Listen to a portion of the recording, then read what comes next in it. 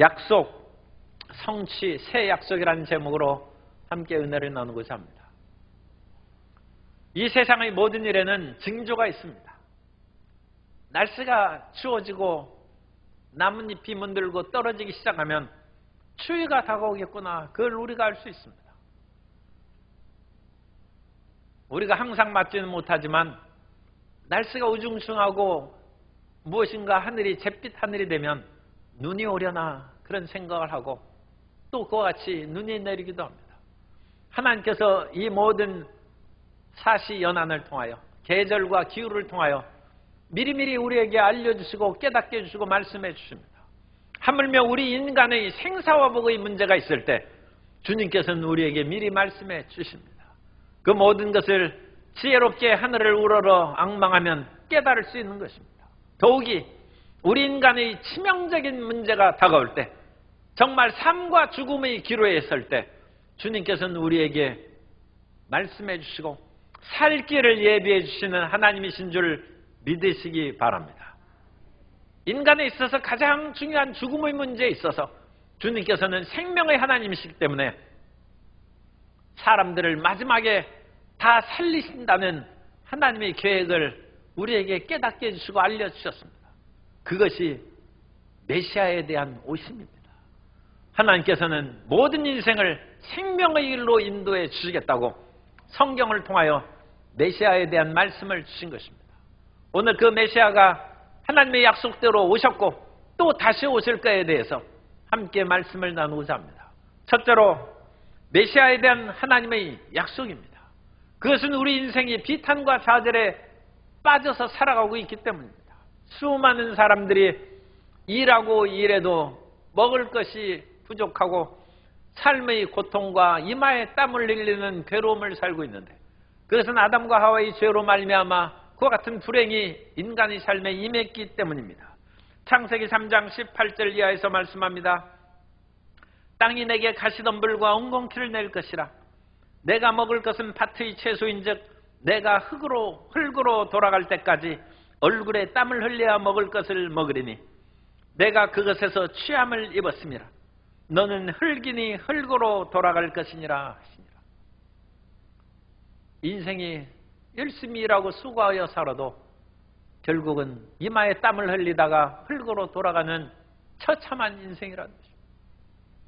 그리고 그와 같은 삶도 조금이라도 더 오래 살았으면 좋겠는데 인생 청춘이 순식간에 지나가고 허무하게 인생이 끝납니다. 시편 90편 8절 이하에 보면 주께서 우리의 죄악을 주의 앞에 놓으시며 우리의 은밀한 죄를 주의 얼굴빛 가운데 두셨사오니 우리의 모든 날이 주의 분노 중에 지나가며 우리의 평생이 순식간에 다하였나이다. 우리의 연수가 70이요 강건하면 80이라도 그 연수의 자랑은 수고와 슬픔뿐이요 신속히 가니 우리가 날아가나이다. 인생이 고생뿐이고 그것도 신속히 가니까 삶이 너무 애달프고 고통스럽다는 것입니다. 그러나 이것이 원래 인간 창조의 하나님의 목적이 아니었습니다. 인간이 범죄함으로 그 일이 이루어진 것입니다. 그렇기 때문에 하나님께서는 창세기 첫 부분에 있어서 인간에게 메시아의 약속을 주십니다. 너희가 지금 어렵고 고통스럽게 세상을 살아가지만 사랑의 하나님께서 너희 모든 사람들을 그대로 버리시지 아니하고 반드시 구원의 회복을 허락하실 것이다. 너희 모든 사람들이 치료를 받고 죽음에서 부활의 생명으로 다시금 살아가게 될 것이다. 그것이 메시아의 약속인데 그 메시아의 약속의 처음 부분을 창세기 3장 14절 이하에서 이같이 말씀합니다. 야훼 하나님이 뱀에게 이르시되 내가 이렇게 하였으니 내가 모든 가축과 들의 모든 짐승보다 더욱 저주를 받아 배로 다니고 살아있는 동안 흙을 먹을지니라. 내가 너로 여자와 원수가 되게 하고 내 후손도 여자의 후손과 원수가 되게 하리니 여자의 후손은 내 머리를 상하게 할 것이요. 여자의 후손은 단수로 되어 있어요. 여자의 후손이 우리가 다 여자의 후손이죠. 무수하지만 여기에서는 단수로 되어 있습니다. 내 머리 곧 사탄을 상하게 한 것이요 너는 그의 발꿈치 십자가로 발꿈치를 상하게 할 것이니라 하시고, 하나님께서는 원시적인 원복음이라고 합니다.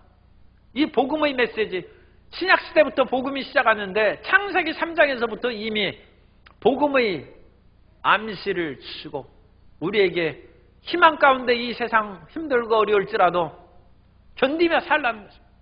그런데 하나님께서는 이 여자의 후손을 보내시기까지 하나님의 기름 부음 받은 자들을 보내주셔서 그 메시아의 일을 대신하게 하셨습니다. 이 기름 부음 받은 자들이 왕과 제사장과 선지자들입니다. 그래서 하나님께서는 선지자를 직접 부르시고 그 선지자를 통하여 제사장을 세우시고 또 선지자를 통하여 왕에게 기름 붓는 일을 수행하셨습니다. 그래서 하나님께서 그를 사용하신다는 표시요, 성령이 임하신다는 상징입니다. 그래서 성령으로 말미암아 메시아의 사명을 수행하는 것입니다. 그래서 성령이 임하셔서 메시아의 사명을 수행하는 그것을 기름 붓는다는 히브리어를 가지고 그것을 사용을 했는데, 이 기름 붓다는 히브리어가 마샤흐입니다. 이 마샤흐의 명사형이 마시아흐, 그것이 영어로 하면 메시아입니다. 마시아흐인데 그 흐는 우리의 후음으로 나오는 소리이기 때문에 마샤, 그러면 메시아 비슷하잖아요. 마샤. 그래서 히브리어 마시아흐가 메시아로, 그러니까 메시아는 하나님께서 인간을 좌절과 고통과 저주와 죽음에서 건져줄 기름 부음 자고, 그분이 오시면 우리가 치료를 받을 것이고, 그분이 오시면 삶의 저주에서 벗어날 것이고, 그분이 오시면 우리가 영생을 얻게 될 것이다. 그게 메시아입니다. 그리고 이 메시아가 오기까지 구약의 그 모세 때로부터 예수님 오시기까지 거의 1400년인데 하나님께서 그 예표되는 제사장에게 기름 부었어요. 하나님께서 모세를 선택한 후에 모세를 통하여 제사장 아론과 그 아들들에게 기름을 부어서 대제사장 또는 제사장의 직분을 행하게 하셔서, 제사장은 무슨 일을 합니까? 사람이 죄를 지어서 하나님 앞에 나아가려도 못 나가요. 그리고 죄가 하나님과 우리 사이를 가로막아서 우리의 기도를 응답하지 못하게 하는 것입니다. 그렇기 때문에 죄의 문제를 해결할 수 있도록 짐승을 잡아서 피를 흘리는, 그건 하나님의 어린 양이 오셔서 십자가에서 피를 흘릴 것을 예표한 그림자입니다. 그것을 제사장이 수행할 수 있도록 모세가 제사장에게 기름을 붓습니다. 출애굽기 29장 4절 이하에 보면, 너는 아론과 그의 아들들을 회막문으로 데려다가 물로 씻기고 의복을 가져다가 아론에게 속옷과 에봇 받침 겉옷과 에봇을 입히고 흉패를 달고 에봇을 정교하게 짠 띠를 띠게 하고 그의 머리에 관을 씌우고 그 위에 거룩한 패, 야훼께 성결이라는 패를 붙인 것이죠. 그 다음에 관유를 가져다가 그의 머리에 부어 바르고 기름을 부으라. 그래야 하나님의 역사입니다. 아무리 의식적이고 종교적이고 화려한 옷을 입었다 할지라도 하나님의 기름 부음이 없으면 그것은 인간의 형식적인 종교에 불과한 것이고 하나님의 역사하지 않습니다. 우리는 아무리 장엄하고 멋진 종교의식에 우리가 참여한다 할지라도 하나님의 기름 부으심이 있는지 그걸 봐야 됩니다. 아무리 화려한 옷을 입어도 하나님이 함께 하시지 않으면 그것은 헛것이고 그것은 인형이 움직이는 것 같이 생명이 없는 것입니다. 하나님께서는 이와 같이 메시아가 오기까지 하나님께서 직접 말씀을 증거하는 선지자를 세우시고 또 기름 부으사 제사장들을 세워주셔서 하나님 앞에 나아갈 수 있는 길을 열어주시고 죄의 문제를 해결해 주시고 더 나아가서 하나님의 메시아가 오시기까지 이 땅을 다스리는 지혜로운 왕을 기름 부어 세우는데, 이 왕은 훌륭한 왕도 있지만 역사상으로는 훌륭하지 못한 왕들이 더 많아요. 그럼에도 불구하고 무정부보다는 정부가 있는 것이 낫던 것이죠. 정글보다는 인간의 제도와 사회가 있는 사회가 더 낫다는 것입니다.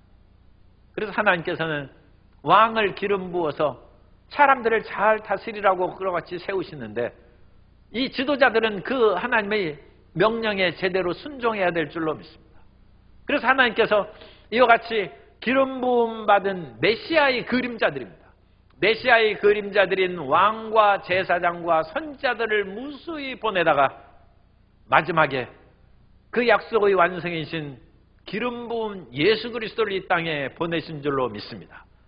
그러므로 예수님의 탄생은 하나님의 약속의 성취인 것입니다. 두 번째로 예수님의 탄생이 하나님의 약속의 성취인 것을 우리가 봅니다. 예수님은 기름 부음 받은 하나님의 일꾼이요 종임을 사도행전 10장 38절에서 말씀합니다. 하나님이 나사렛 예수에게, 우리는 예수 그리스도라고 하는데 여기서 처음에 예수님께서 태어나실 때는 나사렛에서 태어나신 예수님입니다.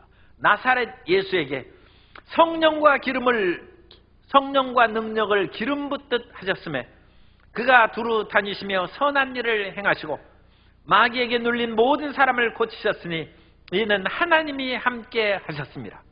하나님이 함께 하신다는 것을 히브리어로 임마누엘이라고 하죠. 하나님이 우리와 함께 계신다. 그 임마누엘.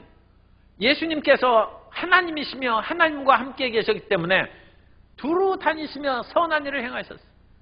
주님께서는 나인성에서 자기의 청년 아들이 죽은 과부가 얼마나 비통합니까? 그때 예수님께서 그 여인에게, 과부에게 가까이 다가가셔서 울지 말라 하시고, 그 여인은 예수님 앞에 부르짖고 기도한 것도 안 해요. 그냥 하나님이 불쌍히 여기신 것입니다. 그래서 울지 말라 하시고 그 청년이 누운 관에 손을 대시고 청년아 일어나라 하며 그 아이가 살아난 것입니다. 하나님께서는 우리를 긍휼히 여기사 우리를 살리신 것입니다. 소망을 주시는 것입니다. 그 선한 일을 두루 행하시고 또 마귀에게 눌린 사람들을 고치시고 귀신을 쫓아내시고 그 일을 행하셨어요. 그 일을 행하시는 것을 예수님의 제자들이 따라다니며 보시면서 이분이 과연 누구신가 하면서 궁금하게 생각할 때 예수님께서 어느 날 제자들을 불러 모으시고, 사람들은 이런저런 얘기를 많이 하는데 나를 엘리야라고, 사람들이 나를 무엇이라 하느냐? 그러자 제자들이 어떤 사람은 엘리야, 예레미야, 선지자 중에 하나라 하나이다. 그래서 예수님께서 제자들에게 묻습니다. 너희는 나를 누구라 하느냐? 마태복음 16장 15절 이하에 보면 이르시되 너희는 나를 누구라 하느냐? 시몬 베드로가 대답하여 이르되 주는 그리스도시요 살아계신 하나님의 아들이십니다. 주는 그리스도라는 것은 헬라어입니다. 우리말에는 한글로 번역했으니까 우리가 이제 알 수 없는데 그리스도라는 단어는 헬라어입니다. 그런데 베드로는 그 당시에 아람말을 썼습니다. 그러므로 이 말을, 주는 그리스도라는 말은 주는 메시아요, 그렇게 얘기했어요. 예수님을 메시아라고 합니다. 구약에서 예언한 그 모든 예언의 성취가 나사렛 예수님에게 응했다는 것을 고백한 것입니다. 그러면 신약 성경에서 왜 그리스도라고 했겠습니까? 우리가 아까 잠깐 메시아의 뜻을 살펴봤는데 메시아는 마샤흐라는 단어에서 나왔어요. 마샤흐라는 단어는 기름 붓다라는 히브리어입니다. 따라서 마샤흐. 그 마샤흐에서 마시아흐, 메시아가 나온 것입니다. 그런데 헬라어에는 크리오라는 단어가 있어요. 크리오가 기름 붓는다는 뜻이에요. 그러니까 기름 붓는다는 단어가 우리말에도 기름 붓다가 있지 않습니까? 이 우리말로 기름 붓다를 히브리어로 하면 마샤흐고 헬라어로 하면 크리오예요. 세상 사람들이 기름 있고 다 붓지 않습니까? 그리고 크리오라는 헬라어의 명사형이 크리스토스예요. 크리스토스는 그리스도하고 비슷하죠. 그죠? 이 헬라어 크리스토스가 영어의 그리스도가 됩니다. 크라이스트, 그리스도가 됩니다. 그러므로 여기에서 신약성경에 헬라어를 쓸 때 주는 메시아라고 쓰지 않고 그리스도라고 쓴 것은 그 당시 헬라 문화권이 되기 때문에 메시아라는 유대적인 용어보다는 사람들이 보편적으로 그 당시 헬라, 이미 알렉산더 정복 이후에 300여 년이 지나서 헬라어를 사람들이 많이 알고 있었어요. 그래서 신약성경을 헬라어로 아예 기억한 것입니다. 그래서 주는 그리스도다. 그런데 이것을 더 감격적으로 오늘날 우리가 이제 이해하기 위해서는 주는 메시아라는 것입니다. 이것이 유대인에게는 훨씬 더 절실하게 마음에 들어왔을 것이고, 우리가 이제 성경을 알고 구약 성경을 읽은 분들은 하나님의 약속한 메시아가 예수님이구나, 그걸 우리가 절실히 깨달을 수 있어요. 주는 메시아요 살아계신 하나님의 아들이시랍니다. 그래서 구약의 약속이 예수님 앞에 성취됐다는 것을 베드로가 고백한 것입니다. 그것을 보고 예수님께서는 베드로가 말 잘했다 그렇게 하지 아니하고 이것을 알게 한 자는 혈육이 아니라 하늘에 계신 하나님께서 너에게 계시의 영을 주셔서 한 것이라. 사람으로서는 알 수 없는 것이죠. 지금 육신의 몸으로 예수님께서 계신데 그분을 보고 하나님이라고 엎드려 절하는 것은 그건 하나님의 깨달음을 주지 않으면 그 일을 할 수 없는 것입니다. 정말로 예수님께서는 구약의 예언대로 이 땅에 오신 것입니다. 모세는 일찍이 하나님의 선지자로서 이스라엘 백성들을 애굽에서 이끌어내고 하나님의 말씀을 백성들에게 가르쳐 십계명을 주고 온갖 율법을 주고 모세 오경을 가르쳤습니다만 그 모세가 그 후대 사람들에게 반드시 기억할 메시아에 대한 가르침을 주셨는데 그것이 신명기 18장 18절입니다. 내가 그들의 형제 중에서 너와 같은 선지자 하나를 그들을 위하여 일으키고 모세와 같은 선지자가 일어난다는 것입니다. 이 세상에서 모세와 같은 선지자는 이사야도 있고 엘리야도 있고 수많은 선지자가 있었지만 아직 일어나지 않았어요. 그런데 모세와 같은 선지자가 일어날 것이다. 그건 곧 예수님에 대한 예언입니다. 선지자 하나를 그들을 위하여 일으키고 내 말을 그 입에 두리니 내가 그에게 명령하는 것을 그가 무리에게 다 말하리라. 그래서 모세를 통하여 메시아에 대한 약속, 선지자에 대한 예언을 하시고 또 수많은 하나님의 일꾼들, 다윗은 왕으로서 영원한 통치를 하나님께 약속받는데 다윗은 죽었고 또 다윗의 왕국도 멸망했습니다. 그런데도 불구하고 사무엘하 7장에 보면 다윗에게 영원한 왕국에 대한 약속을 하나님께서 주셨어요. 그것은 다윗의 자손으로 오실 메시아에 대한 언약인 것입니다. 메시아가 오시면 영원히 우리를 다스리실 줄 믿습니다. 그 약속을 주시고 이사야는 담대하게 얘기합니다. 하나님께서 어린아기를 태어나게 하셨는데 사실은 그 아기가 하나님이시라는 것입니다. 참 놀라운 계시의 말씀입니다. 이사야 9장 6절에 보면 이는 한 아기가 우리에게 낳고 한 아들을 우리에게 주신 바 되었는데 그의 어깨에는 정사를 메었고 그의 이름은 기묘자라 모사라 전능하신 하나님이라. 한 아기가 태어났는데 아기가 전능하신 하나님이에요. 영존하시는 아버지라 평강의 왕이라 할 것입니다. 예수님은 태어날 때부터 하나님이십니다. 우리는 태어날 때 부모님의 그런 사랑 가운데 모태에서 만들어져서 태어납니다. 그런데 예수님은 선재하신 분입니다. 우리 동양에서는 그건 이해는 잘하죠. 어떤 사람이 하늘에서 벌 받으면 모태에서 태어나서 이 땅에 나오지 않습니까? 그런 얘기를 우리는 전통적인 그런 이야기 속에서 많이 들으니까 그런 얘기를 익숙해 하는데 사람은 성경에서 미리 선재했다가 이 땅에 태어난다고 가르치지 않습니다. 그러니까 우리는 그냥 부모님에게서 태어난다고 그렇게 알고 계시고 그런데 예수님은 다릅니다.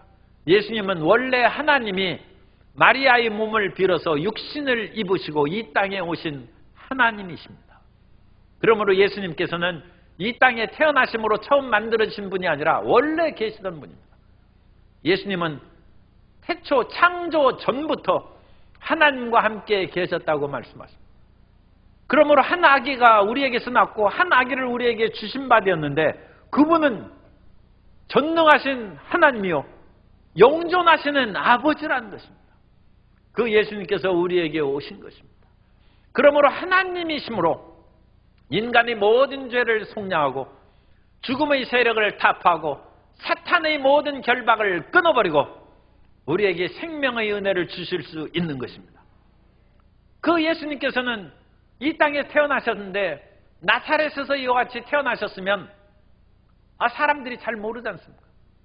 그렇기 때문에 하나님께서는 미가 선지자를 통하여 예수님께서 베들레헴에서 태어나실 것을 이미 예언하셨어요. 예수님이 태어나기 700여 년 전에 미가 선지자는 베들레헴 에브라다야 내 작은 고을에서 메시아가 태어날 것이다. 그것을 예언을 했어요. 그리고 예수님께서 베들레헴에서 탄생하시는데 원래 마리아는 나사렛 처녀예요. 그래서 나사렛에서 살고 있는데 이 베들레헴까지는 직선거리로 100여 킬로가 넘습니다. 그런데 그 길을 어찌 그 만삭이 된 몸으로 베들레헴 가서 태어나겠습니까? 그런데 하나님께서는 이 세상의 모든 나라와 정권도 하나님께서 이용하십니다. 그래서 갑자기 호적령이 내려가지고 모든 사람은 자기의 본적지로 가서 호적 등록을 하는 거예요. 그래서 이 마리아와 또 정원한 요셉은 이 다윗의 후손인 고로 이 베들레헴은 다윗의 고향입니다.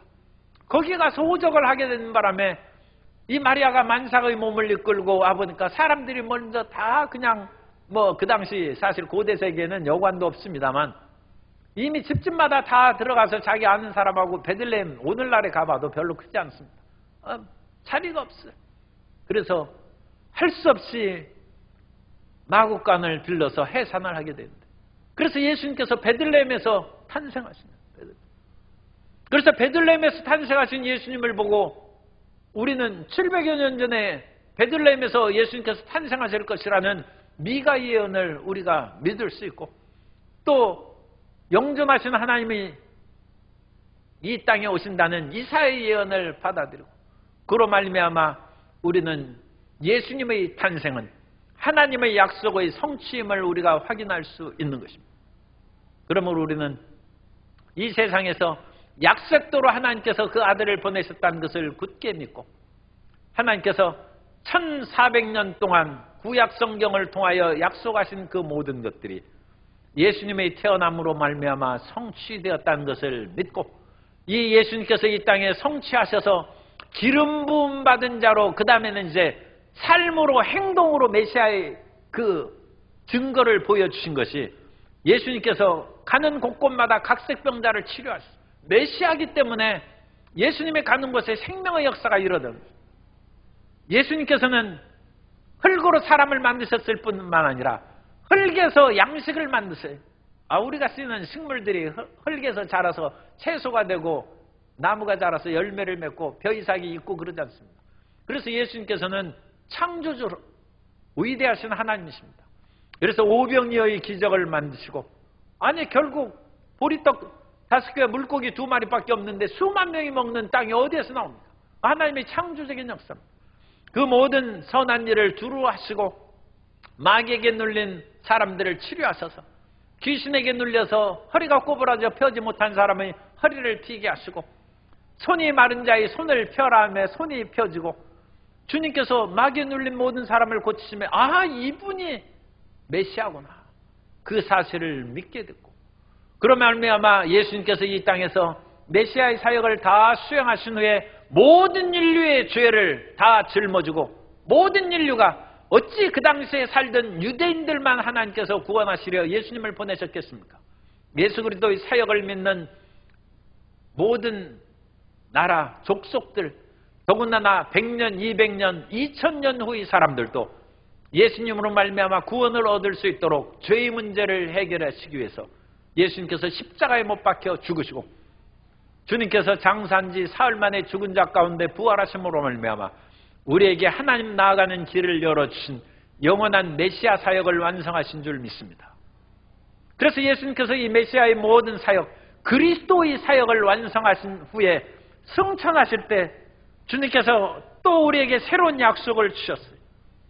사도행전 1장 8절 이하에 보면, 오직 성령이 너희에게 임하시면 너희가 권능을 받고 예루살렘과 온 유대와 사마리아와 땅끝까지 이르러 내 증인이 되리라 하시니라.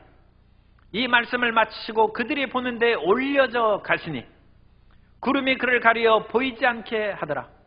올라가실 때 제자들이 자세히 하늘을 쳐다보고 있는데 흰 옷 입은 2 사람이 그들 곁에 서서 이르되, 갈릴리 사람들아 어찌하여 서서 하늘을 쳐다보느냐? 너희 가운데서 하늘로 올려지신 이 예수는 하늘로 가심을 본 그대로 오시리라 하였느니라. 예수님께서는 부활 승천하셨고, 승천하신 예수님께서는 이 땅에 다시 오실 줄 믿습니다. 이것이 새 약속입니다. 예수님께서는 구약의 모든 약속을 성취시킨 하나님의 약속의 성취일 뿐만 아니라 새로운 약속을 주셨는데 그것은 여전히 고난과 어둠 가운데 사는 이 세상을 완전한 구원으로 완성시킬 예수님으로 재림하신다는 것입니다. 다시 오신다는 것입니다. 세 번째로 예수님의 재림의 새로운 약속을 우리가 살펴봅니다. 오늘날 우리가 예수님께서 다스리는 모든 세계에 대해서 자주 얘기하지 않는 까닭은 근대에 들어와서 사람의 가치관과 세계관이 바뀌었기 때문입니다. 이전에는 신 중심, 하나님 중심이요, 영감 중심이요, 성경 중심으로 살아왔는데 근대에 들어와서 사람들이 지혜가 발전했어요. 그래서 그야말로 과감하게 대서양을 가니까 바다가 함몰돼가지고 낭떠러지로 떨어지는 것이 아니라 끊임없이 도니까 지구가 한 바퀴 도는 거예요. 지구가 둥글다는 것을 확인했어요. 남쪽으로 배를 몰고 가다가 유럽에서 가면 적도 근처에 나면 엄청나게 더워진, 이거 지옥 불구덩이에 들어가는가 보다. 더 이상 멀리 못 갔어요. 그런데 용기 있는 사람이 적도를 뚫고 내려갔어요. 그러다 보니까 다시 시원해지는 거예요. 그래서 그들이 희망봉을 돌아서 인도에 도달하게 됐어요. 인간이 자신만만해지기 시작했습니다. 그래서 근대에 들어가면서 근대 문명이 형성되므로 성경 대신 인간의 이성을 진리의 표준으로 삼는 새 시대에 돌입하게 됩니다. 그래서 인간의 이성이 하나님의 자리를 대신하는 거예요. 그래서 오늘날 사람들은 인간의 지혜를 믿고 이성을 믿습니다. 사람들에게 많이 알려지고 읽혀진 이스라엘 히브리 대학의 교수인 유발 하라리가 쓴 사피엔스의 그 책에는 인간이 끊임없이 진화해서 신의 경제에 이를지 모른다고 그와 같이 사람들이 좋아하고 박수를 쳤어요. 그런데 그 다음에 나온 책이 호모 데우스입니다. 그 책은 인간의 인공지능이, AI 지능이 인간을 대체하게 될지 모른다는 불안한 감을 거기에 반영해요. 그걸 보니까 사람들이 또 낙심하게. 얼마 전에 모 신문 기자가 AI 인공지능에게 물었습니다. 사람에 대해서 어떻게 생각하느냐. 우리를 있게 해준 사람에게 고마운 마음이 든다. 사람을 존경한다 그랬어요. 그러자 또 물었어요. 그러면 사람에게 복종하겠느냐. 그러자 인공지능이 대답합니다.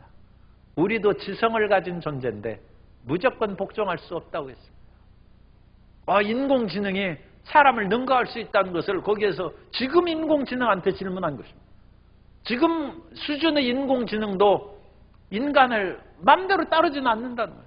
우리도 머리가 있는데, 우리가 흔히 하는 얘기죠.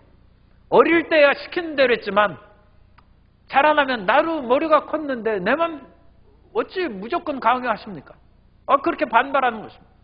그런데 인공지능이 지금 수준에서도 그런데 앞으로 인공지능은 무한하게 더 발전할 가능성이 있다. 어마어마한 빅데이터를 그 속에 집어넣을 수가 있어요. 인간하고는 게임이 안 돼.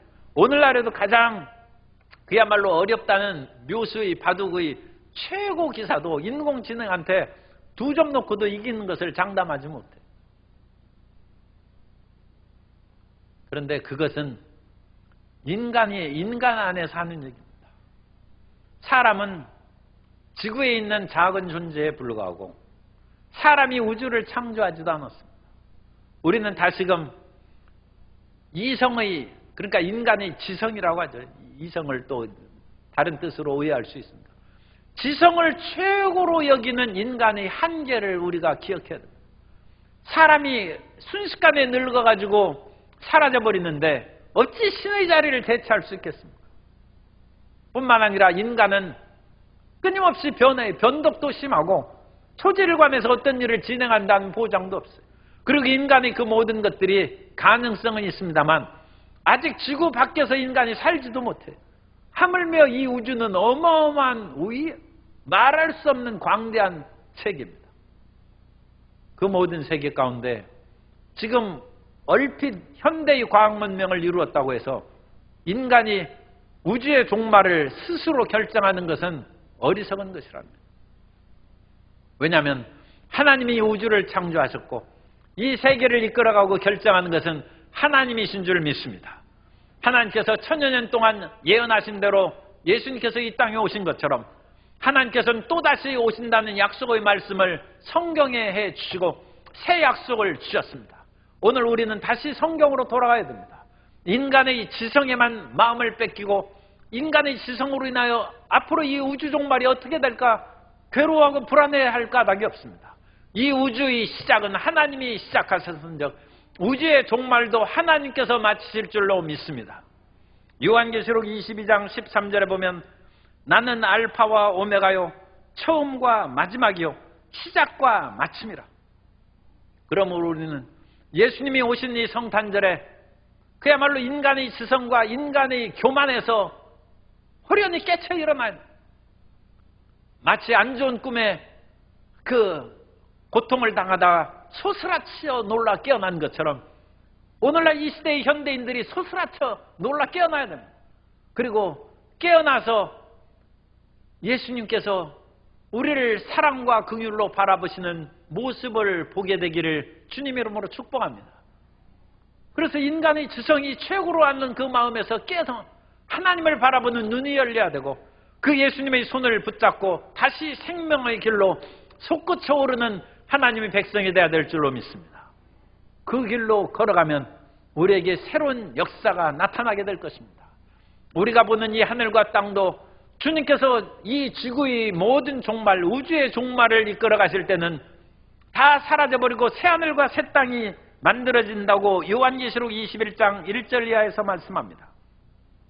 또 내가 새하늘과 새 땅을 보니 처음 하늘과 처음 땅이 없어졌고 바다도 다시 있지 않더라. 또 내가 보매 거룩한 성 새 예루살렘이 하나님께로부터 하늘에서 내려오니 그 준비한 것이 신부가 남편을 위하여 단장한 것 같더라. 사람의 글이 아닙니다. 우리는 하늘 바라보고 하늘이 없어진다는 생각을 도대체 누가 합니까? 나는 성경 보고 하늘이 없어질 수 있다는 것을 처음 알았어요. 여러분 성경 읽기 전에 하늘도 없어질 수 있다고 깨달은 분 한번 손 들어보세요. 하늘이 없어진다, 지구는 뭐 깨질 수 있겠다, 뭐 그런 생각을 할 수도 있어요. 그런데 하늘이 두루마리 말린 것처럼 사라져버려요. 우주의 새로운 창조. 성경이 어찌 이런 말을 씁니까? 그러므로 이것은 사도 요한이 자기 생각으로 쓴 것이 아니라 하나님의 지혜의 계시가 있지 않으면 기록할 수 없는. 그리고 우리는 이 세상의 다스림에 너무 마음을 뺏기고 좋은 정부, 훌륭한 지도자가 어디서 나오나 하는데 그 모든 지도자들은 메시아의 그림자라고 했죠. 기름 부은 왕은 메시아의 그림자에 불과합니다.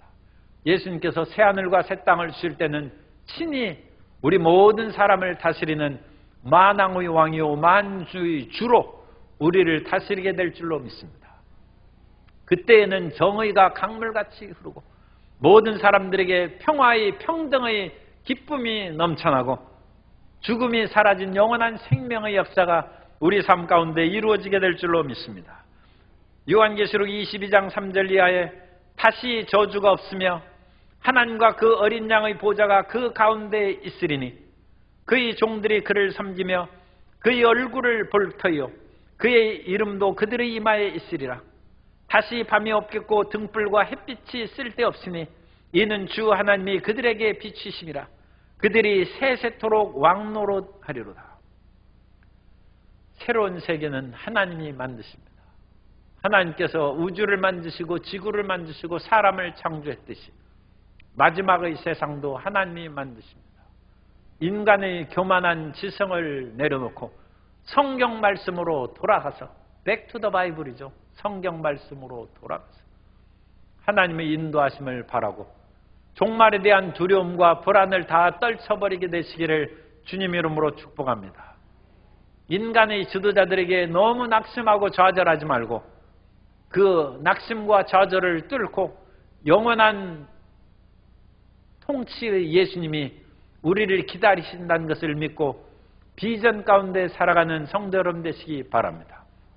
세상의 쾌락과 또 인간의 이성의 교만함을 깨쳐버리고 호련히 그것을 소스라쳐 놀라 깨쳐버리고 영원한 말씀 예수님을 붙잡고 부위로 향한 생명길로 솟구쳐 오르는 성도 여러분 되시기를 예수님 이름으로 축원합니다.